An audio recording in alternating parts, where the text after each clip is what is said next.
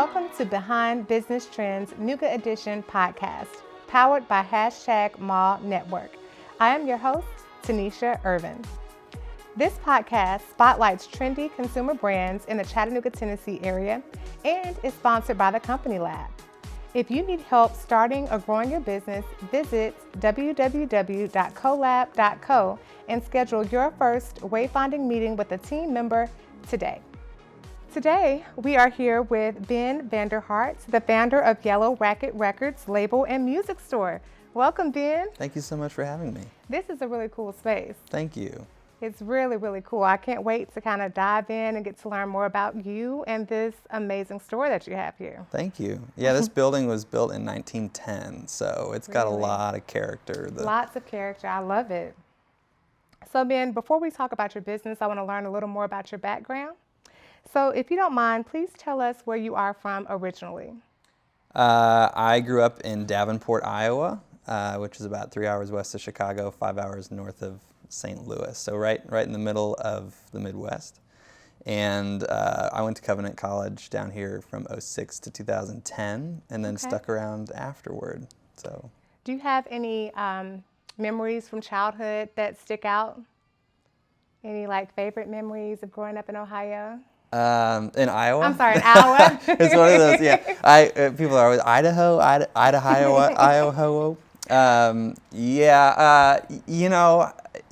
I grew up in the middle of a cornfield, so we had a gravel road. Our cars were super dirty all the time, and people would always make fun of us. Or we'd come out of the grocery store and there'd be writing on our cars, because about how dirty the car, wash me, Yeah. So it was. I didn't realize it at the time, but I guess it was kind of a unique environment to be growing up, on dirt roads in the middle of a cornfield. So were your family farmers, sharecroppers? No, my dad actually ran a moving company. He ran an agency for Atlas Van Lines, so household goods moving, and I did that every summer, from the age of 12. I started going on the road with my dad, and he happened to buy an old farmstead to build his business on. So it was a bit of a strange, you'd be driving down the middle of a cornfield onto this farm, but there were semis parked all around the farm, and next to the barns, and all the cardboard boxes were stored inside barns. It's interesting. Yeah, it's very unique, as you put it, very unique. So Covenant College brought you south to the Chattanooga, Tennessee area. Yeah. What was your college experience like, and what did you major in? I majored in English because that's what I was good at. I didn't have a deep conviction about it. I was just I can get good grades in English. That's just what I was good at. So, but I didn't really know what I wanted to do with it. And honestly, I was most passionate about music, but I didn't necessarily have all the skill set to be in a classical music program. And I don't mean classical as in a style, but just a traditional music program. So I was a music minor for, a semester, and dropped it and went all the way through with an English major and a psychology minor. But I was still just very passionate about music and spent a lot of time, writing and playing in bands and learning to record in GarageBand on my own. That was the age of, that was when GarageBand was a new thing. And so in college, really, even though I was in the English program, my passion was still music. I got out of college, and nobody cared that I had an English degree from an employment standpoint. And it was 2010, 2 years after the 2008 recession. So we stayed here because we knew people. There was some sense of stability, and I ended up getting a job at a warehouse in Lookout Valley because I had grown up around trucks and warehouses, and so people were like, English, you worked in a warehouse? Okay, come on. So I did that for a few months, and then eventually got hired on full-time at that company in transportation. And I spent the next 8 years in the logistics industry, working at Kenco, which is headquartered here. But over time, I couldn't get rid of that bug, that music, that I'd been bitten by the music bug. Let's I couldn't talk about that. So it was my passion. And after 8 years, I couldn't put it off anymore. And so we decided, I left my corporate job and was producing a record for my band at the time, and we decided to start a record label. And so Yellow Racket Records was born 2 years ago. We put out my band's record, started signing other artists, some local, one of them based in Portugal, and kind of I had this vision to start a record store as well that would kind of complement the label and give us an opportunity to kind of fill a niche in the market here for music lovers and record lovers. So yeah, that I brings like us that. to now. That brings us to right now. Yeah, so I mean, I have so many questions. So you said, you found out that music was your passion. So like, are you a musician? What instruments do you play? Yeah, Like, how did we go from? Yeah, I'm a guitarist and a songwriter, and I play in a band called Telemonster, and I Do you started. sing as well? Yeah, Okay. yeah, and I was producing my band's album, and yeah, I felt like I wanted to do something with music. That was what I cared about the most. That was your and passion. That was what I was passionate about. Yeah, and I think the longer that I spent in a corporate environment, the more I just felt like I wasn't. In fact, while I was at Kenco, they had us take like an employee engagement survey. And one of the questions was, do you have the opportunity to do what you do best every day? And that was a big tipping point for me. I was like, no, I don't. I'm not using my passion and my skills to the fullest extent. And so I think that engagement survey kind of had the opposite effect of what it intended, and that it actually made me think, I think I need to quit and do something with music. Man, I salute you for taking that leap of faith. So did you know at that moment, like, what you wanted to do and how you were going to navigate out of it, or was it like the next day you were like, I'm out of here, or was it like a process? it was very planned. I mean, I was recording my band's album for like 2 years leading up to, like, the month I quit was the month that we put out our first album and announced that it was on our new record label. And so it was very planned, it was very calculated, but certainly very risky, because a record label is a very risky business, even more so than the store. But at the time, I thought the record store was going to be like 10 years down the road. Yeah.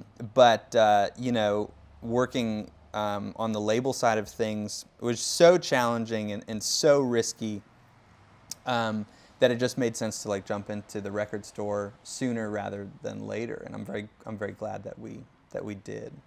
When you look back over your life now, do you feel like you always had plans on being an entrepreneur somewhere or being a boss? I think about that all the time. I resented my dad a lot growing up because he was a business owner. You know, he ran his own moving company, and it seemed like he was working all the time. But I think I understand. Now I see in myself it doesn't stop what it was. when you're an entrepreneur, right? Yeah, and I think that the reason he was an entrepreneur was because of a desire to be creative, to be free to do what he wanted, and to sort of be the captain of his own ship, as it were. Man, that's the dream, right? To be the captain of your own ship, and now you are in that role, right? Yeah. Well, it's interesting, though. I was listening to a podcast recently, and I hope this isn't too much of a rabbit trail, but it was talking about how it's a podcast called Philosophize This, and they were talking about how there's an exchange that happens between freedom and security. And every time that you gain a little bit of freedom, you're typically giving up a certain amount of security. So for me, it resonated with me because I felt that.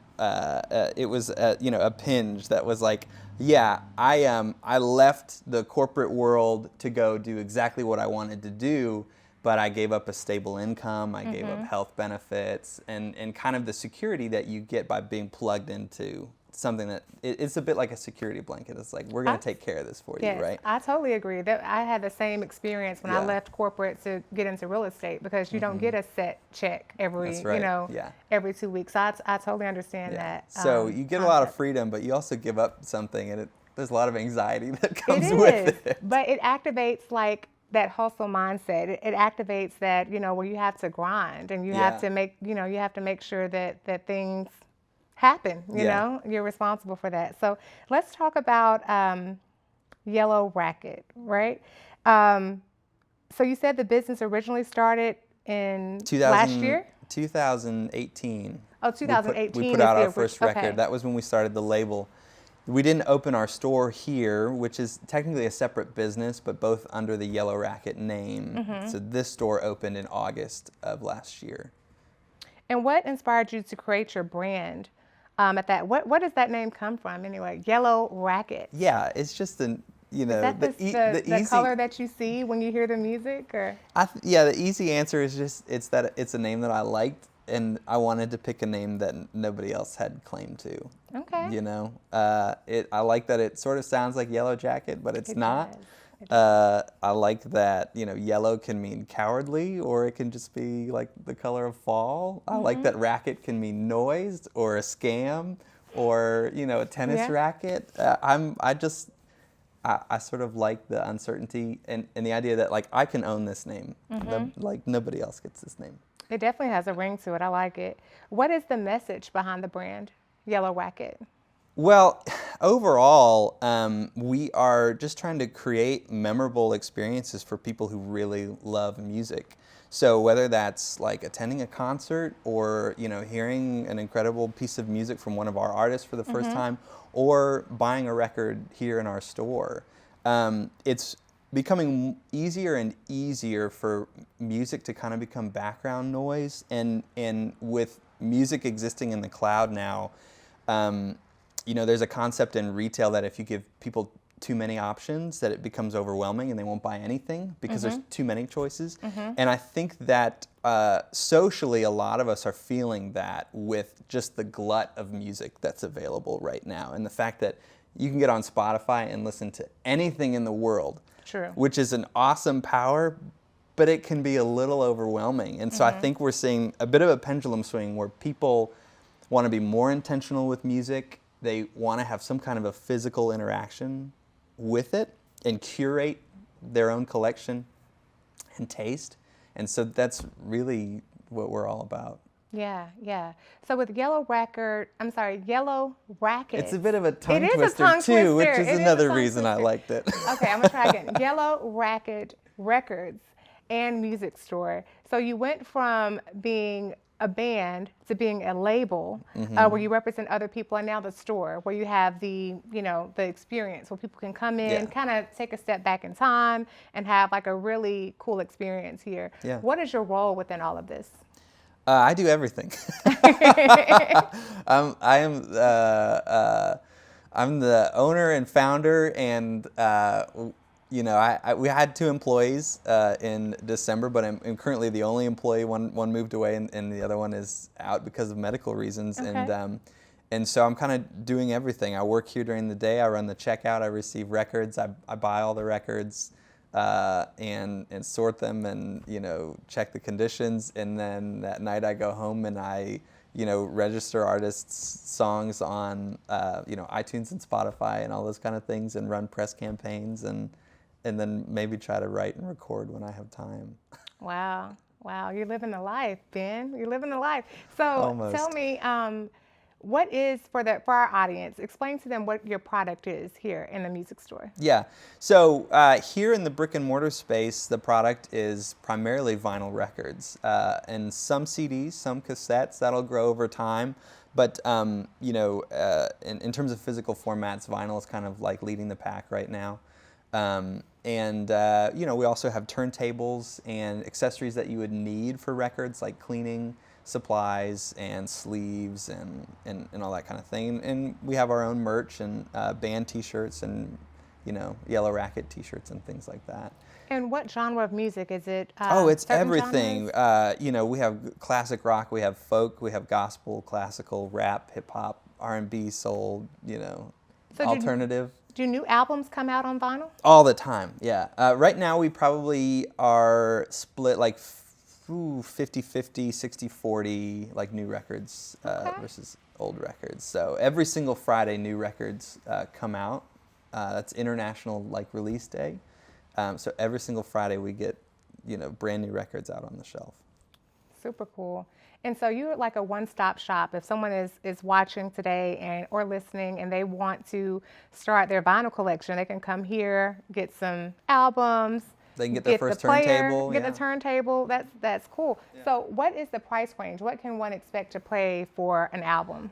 We got the cheapest albums we have in the store are 25 cents, and What? it goes all the way up to like $200 for a record. Okay. So, when we get used records, we have like a bargain section, and some stuff people just don't listen to anymore, and they're a dime a dozen kind of records, and so we have our bargain section where you can kind of crate dig and dig for bargains, and you might find a scratched Beatles record in there or something as well, or a gem that's just like very well loved, and then you've got brand new records that typically will run anywhere from $18 to like $35, for a new release from, say, like Lana Del Rey or Kendrick Lamar or Radiohead or whatever.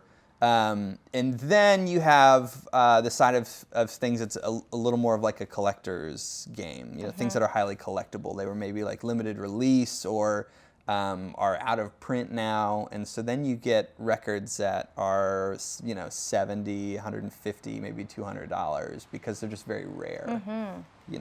Nice. And who would you say is your target consumers? It's really people who love music so much that they want to own it, and it's hard to limit it to a demographic because I have 60 and 70-year-old dudes who come in here all the time and never stop listening to vinyl. And I've got kids who are probably 13, 14 years old who are coming in and building their collection for the first time. Wow. So, and we have so many different genres that it's, that there's just so many, there's something for everybody. Mostly men and women? Is there absolutely. Good mix? Okay. Yeah, it's 50-50, I would say. So is your product available in different cities, or do you have to physically be within Chattanooga? We signed the lease on this building the first week of March, and then March 13th, the whole world shut down. Right. At least that's when the U.S. shut everything down for the most part. And our plan had originally been to open in April, but we had to put that on hold, and we were seeing all these record stores around the country trying to figure out how to get their inventory online, some of them for the first time because they never had to do e-commerce. And so the silver lining for us was that we were still in startup and development phase, and so we went in and were able to design our point of sale system to be integrated with our e-commerce platform. So we launched our web store at the end of June, before we ever opened our doors, and so that's the long answer to yes, no matter where you are in the country, you can buy records and t-shirts and turntables from us. How was that adjustment for you? Are you getting a lot of business online now that you switched to e-commerce? Now that you have that A lot of people ask me that, and the amazing thing is no, online sales are maybe 5 to 10% of our total sales. Which seems puzzling at a time like this. You'd think that it would be a much larger percentage, but I think that vinyl's a little bit exceptional in that people who listen to vinyl are typically doing it because they want to have a physical experience with music. It's not about convenience, or else they'd be listening on Spotify. So it makes sense that most of them would much rather flip through the racks and be here physically touching the records than like scrolling through a web page. Yeah, totally. So you also have how would you describe I guess it's not a product, but more so as a service, as being a record label? Yeah, that's a very confusing thing to explain. Essentially, a record label deals in intellectual property. So it's a bit like a publisher that you can write a book and you've got this concept, and then you're going to go out and look for somebody to make it available and promote it for you. And you're going to sign the rights to that book over to them for a while. And so the same thing happens with artists, where you can write a song, and this also gets confusing because artists, even when they record something and sign the rights to a recording over to a record label, they still own the concept. They still own the intellectual property of the song itself, no matter who covers it, right? Somebody could sing that exact same song and it's still owned by that artist. So record labels represent the recording side of the industry, and then publishers represent the songwriting side of the industry. So all that is to say, we come in and we work with artists whose music we really like and help them release their recordings into the world and promote it and just try to get traction around their careers. And they license that music over to us for a period of time, and we have kind of I'd call it, I guess, like a profit sharing arrangement. in doing that. Yeah, and what genres would you say you represent? On the label side of things, it's a little bit of a mixed bag, but I've got artists who are doing a lot of. I've got an artist who's primarily doing electronic music and like beats and kind of electronic pop, and then I've got artists who are doing kind of alternative, grunge, kind of upper Northwest rock, and then I've got an artist who's based in Lisbon, Portugal, and is originally from Brazil, and so his music has these inflections of like bossa nova and fado and Latin music. But if you listen to them all, you're like, oh, I get why this I get what unifies them. It's a little hard to explain, but. Cool. And other than the pandemic, what other challenges have you had to overcome as a business owner? Oh boy. Just finding people who believe in you is certainly a huge challenge, especially when you're doing something in an industry that's perceived as being very risky or not very profitable. The music industry seems like a high-risk bet for investors. So when it came to trying to start the record store here, I had so many people say, "Oh, I'd like to be involved in your real estate, but I don't want to be involved in a record store."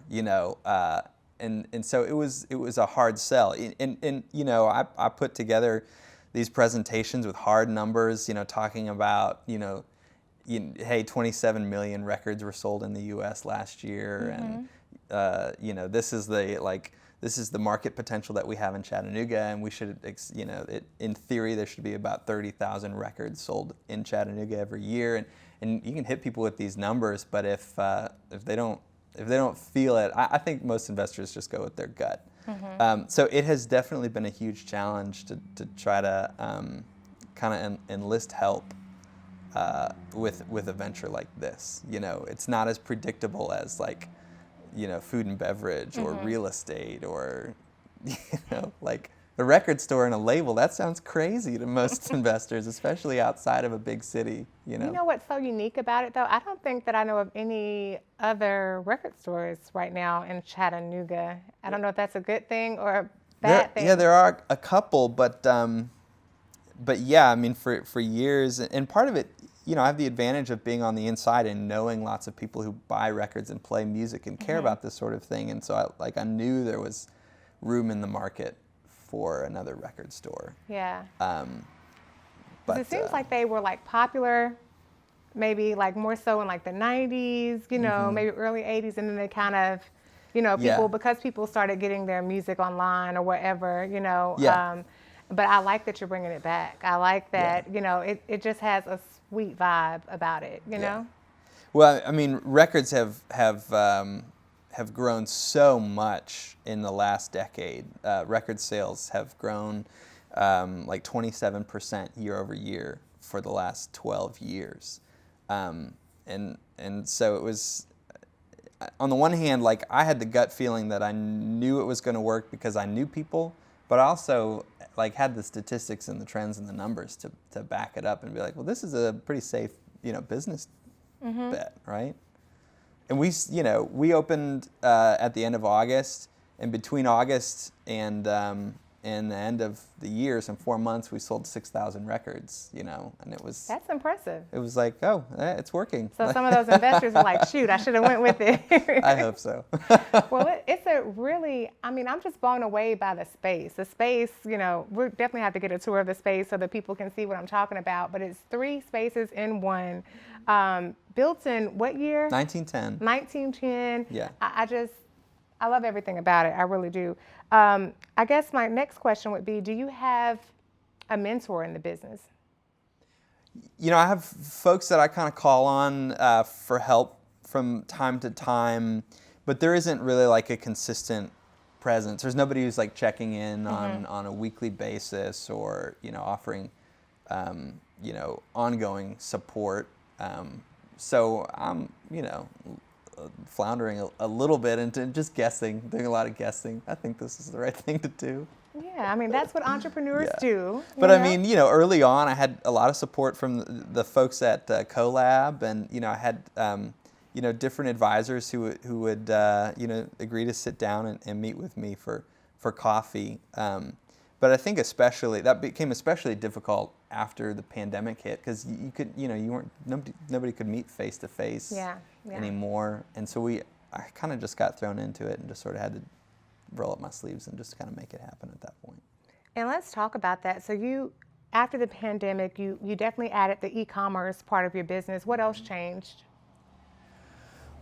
Well, we had a lot of ideas integrated into a single concept at the outset, and we were planning on not only having a record store here, but trying to diversify our income by making this a coffee shop and having in-store performances and shows here and things of that nature. If you look at this space, it's not much to look at, but that's because it will eventually be our coffee shop space one of these days. Okay. And we'll have a stage on one end, so we can have touring artists come through and do in-store performances and things like that. And then we also have a tattoo artist who set up shop over on the other side. So we had kind of this convergence of ideas: the coffee shop, the tattoo shop, the records, that were all kind of helping to make this a place that people just wanted to hang out, right? I want to hang out. I want to hang out. Like whether or not you buy records, it's just it could be just a fun place to come and get a cup of coffee with a friend, right? Totally. So the whole business plan was kind of predicated on that idea of having these multiple channels of income, but also appeal for many different kinds of people. And the pandemic suddenly meant that that all the tours got canceled. Artists that I had been talking to about coming and playing shows for our grand opening, all the tours were done. Nobody was coming. Nobody's really hanging out at coffee shops right now, not the way they were before. And I didn't want to steal any of the existing coffee shops' business in town, because they're having a hard enough time as it is. So all that is to say, we had to put a lot of those things on hold. And just rely on records to sort of carry us through. And that was a little bit scary, because I knew the numbers, but I really thought that the business, in order for it to work, had to have all of those things. It had to be an experience, like you talked about. So that's been kind of the main challenge. Yeah, I think just coming into the record store, to me, it was an experience. I think, of course, once you have all three areas functioning, it's going to be amazing. But I think that the record store is good in itself. It's so well thought and put together.